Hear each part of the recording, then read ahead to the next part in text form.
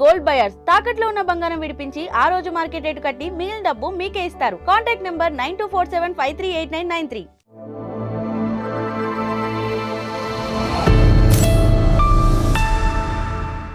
ఒకవైపు ప్రపంచంలోనే అత్యంత సంపన్నమైన శక్తివంతమైన మొఘల్ సామ్రాజ్యం, మరోవైపు అతి తక్కువ సైన్యంతో గెరిల్లా యుద్ధంతో ఎదుర్కొన్న సాహసం.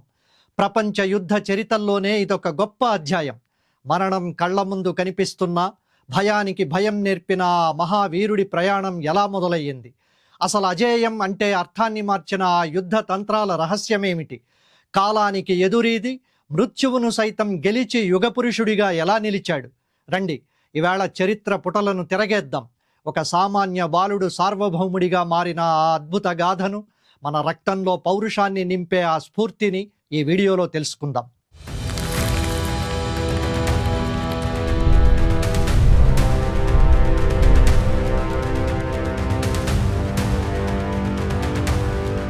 భారతదేశ చరిత్రలో ఎందరో రాజులు వచ్చారు, వెళ్ళారు.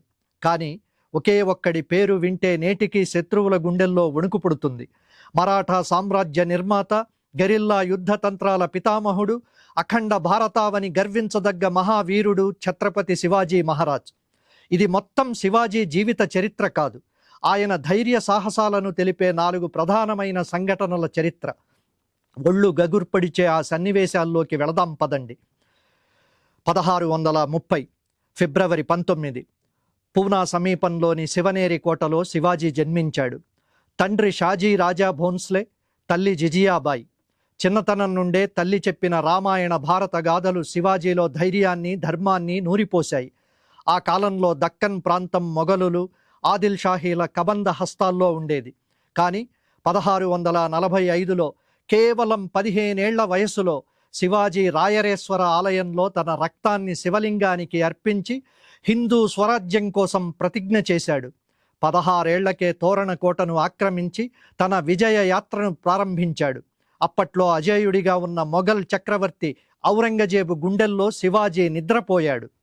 శివాజీ ఎదుగుదలను చూసి ఓర్వలేకపోయిన బీజాపూర్ సుల్తాన్ తన సేనాపతి అఫ్జల్ ఖాన్ను పంపాడు. ఆ పర్వత ఎలుకను గొలుసులతో బంధించి తెస్తా అని ప్రగల్భాలు పలికాడు ఖాన్. 1659 నవంబర్ 10న ప్రతాప్గఢ్ కోటలో విందు పేరుతో శివాజీని చర్చలకు పిలిచాడు. పేరుకే అది విందు. తనను చంపడానికి అఫ్జల్ ఖాన్ తగిన ఏర్పాట్లతో వస్తాడని శివాజీకి అనుమానం వచ్చింది.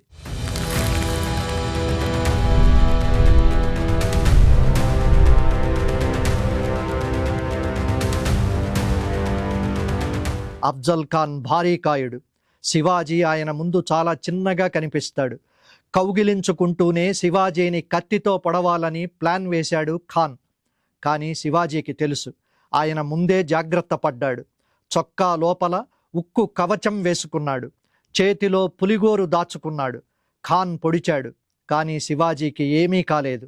వెంటనే శివాజీ పులిగోరుతో అఫ్జల్ ఖాన్ పొట్ట చీల్చేశాడు. ఒక్క దెబ్బతో శత్రువు పీచమణిచాడు. అలా ఉంటుంది శివాజీ వ్యూహం. అలా కోలుకోలేని పులి పంజాలా ఉంటుంది శివాజీ దెబ్బ. ఈ విజయం శివాజీని ఒక జాతీయ నాయకుడిగా మార్చింది. అఫ్జల్ ఖాన్ మరణం తరువాత ఆదిల్ షా పంపిన సేనాని సిద్ది జౌహార్ మహారాష్ట్రలోని కొల్హాపూర్ దగ్గరున్న పన్హాలా కోటను దాదాపు 4 నెలల పాటు దిగ్బంధించాడు. వర్షాకాలం కావడంతో కోటలో ఆహార నిల్వలు తగ్గిపోయాయి. శత్రువుల భారీ సైన్యం మధ్య నుండి బయటపడడం అసాధ్యమని భావించిన సమయంలో శివాజీ మహారాజు ఒక మాస్టర్ ప్లాన్ వేశాడు.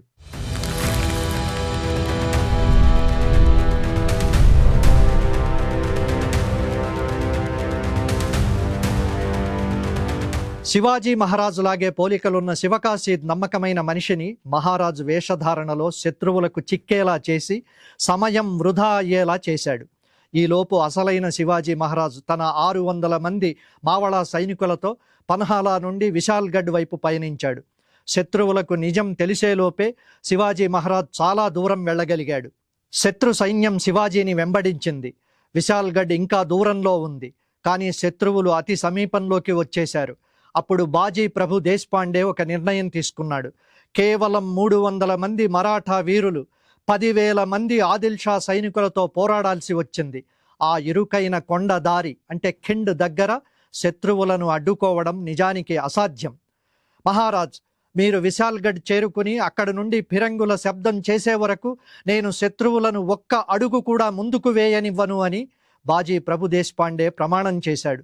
దాదాపు 18 గంటల పాటు భీకర యుద్ధం జరిగింది. బాజీ ప్రభు ఒళ్లంతా గాయాలైన దండపట్టా ధరించి శత్రువులను చీల్చి చెండాడాడు.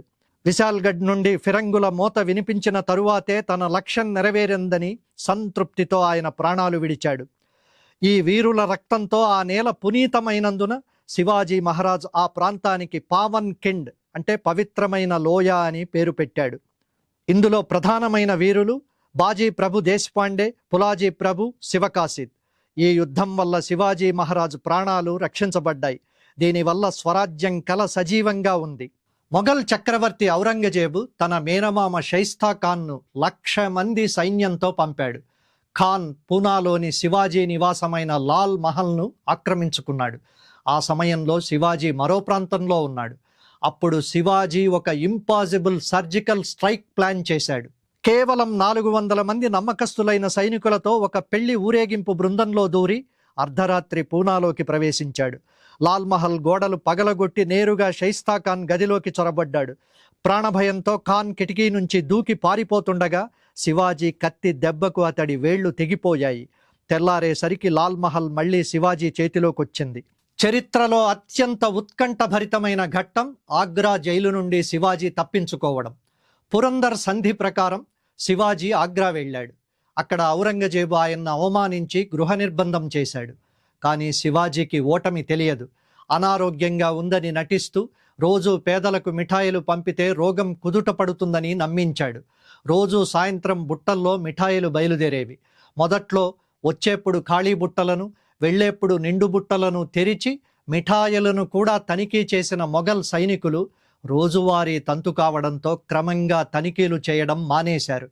అదే శివాజీ మహారాజు వేసిన అసలైన ఎత్తుగడ.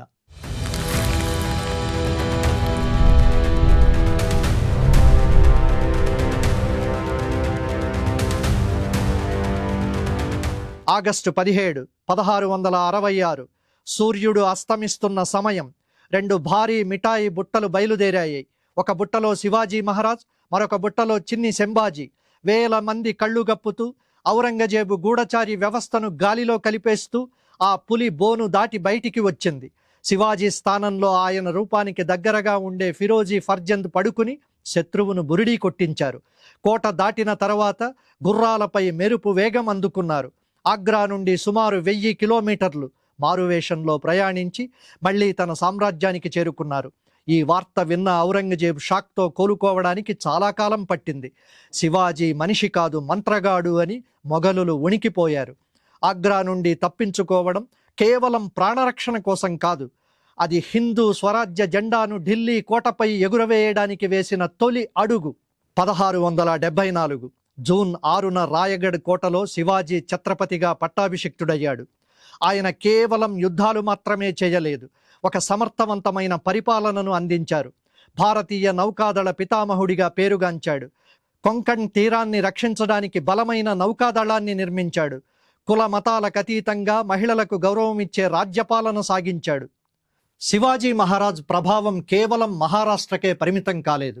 ఆయన వీరగాథలు తెలుగు నేలపైన, తెలుగు సాహిత్యంపైన చెరగని ముద్ర వేశాయి. దీనికి సజీవ సాక్ష్యం ఆధునిక తెలుగు పంచకావ్యాల్లో ఒకటిగా నిలిచిన శివభారతం.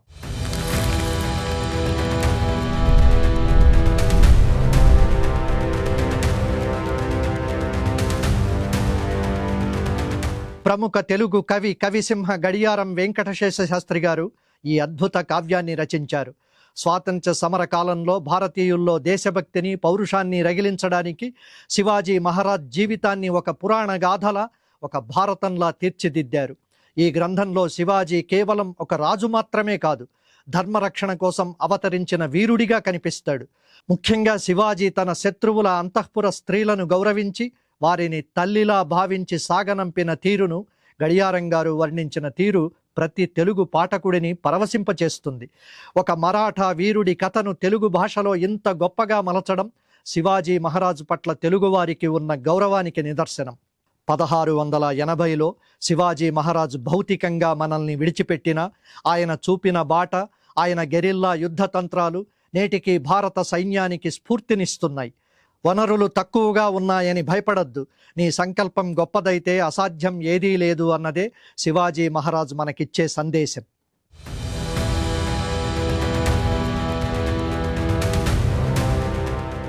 మా ఈ ప్రయత్నం మీకు నచ్చినట్లయితే దయచేసి ధాత్రి టీవీని సబ్స్క్రైబ్ చేసి పక్కనే ఉన్న బెల్ ఐకాన్ను క్లిక్ చేయండి.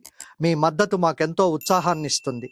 ఈ వీడియోను లైక్ చేసి మీ మిత్రులకు షేర్ చేయండి. మీ అభిప్రాయాలను కామెంట్లలో పోస్ట్ చేయండి.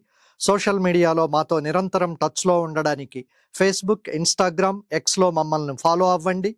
ఇలాంటి మరిన్ని ఆసక్తికరమైన కథనాల కోసం మా వెబ్సైట్ iDhatri.com చదవండి. మీ ఆదరణే మాకు బలం.